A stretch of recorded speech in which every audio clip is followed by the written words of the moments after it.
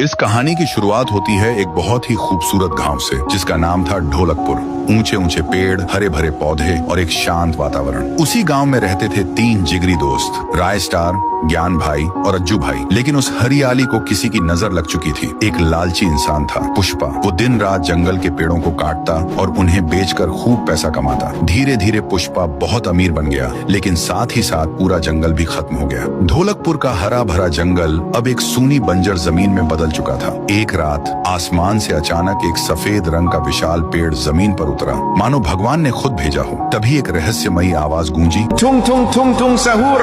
और वो पेड़ एक इंसान में बदल गया। लेकिन वो आम इंसान नहीं था, उसका शरीर लकड़ी जैसा था। उसने एक मंत्र बोला और देखते ही देखते बंजर धरती पर फिर से हरियाली लौट आई। पूरा जंगल रातों रात फिर से जिंदा हो गया। सुबह गांव वालों की नींद खुली तो देखा चारों तरफ हरियाली थी। हर कोई खुश था, लेकिन पुष्पा की लालच अब भी खत्म नहीं हुई थी। जब पुष्पा को खबर मिली कि जंगल फिर से लौट आया है, उसने अपने पूरे गैंग को इकट्ठा किया और कहा, आज रात हम सब अमीर बनने वाले हैं। रात होते ही वो लोग बड़ी बड़ी गाड़ियों में जंगल की ओर निकल पड़े। उसी रात स्टार अपने दोस्तों ज्ञान और अज्जू के साथ घूमने निकला। तीनों कार में थे। जैसे ही कार आगे बढ़ती है, सामने से पुष्पा अपना मॉन्स्टर ट्रक लेकर आता है और टकरा जाता है। जोरदार क्रैश होता है, कार पलट जाती है। राय स्टार जमीन पर गिरता है और बेहोश हो जाता है। ज्ञान और अज्जू बच जाते हैं और तुरंत उसे हॉस्पिटल ले जाते हैं। डॉक्टर ने काफी देर तक चेक किया और कहा, सॉरी, तुम्हारा दोस्त अब नहीं बच सकता। अज्जू और ज्ञान रो पड़े। उन्होंने डॉक्टर से गुजारिश की, कुछ तो करो डॉक्टर साहब। डॉक्टर ने कहा, एक रास्ता है। तुम्हारे गांव के जंगल में एक लाल रंग की जादुई जड़ी बूटी मिलती है। अगर तुम ला सको तो शायद मैं तुम्हारे दोस्त की जान बचा पाऊं। दोनों दोस्त बिना वक्त गवाए जंगल की ओर निकल पड़े। दूसरी तरफ पुष्पा और उसके आदमी जंगल में पेड़ काट रहे थे। तभी उन्होंने उस सफेद पेड़ को देखा। सब खुशी से झूम उठे, अब तो करोड़पति बनेंगे।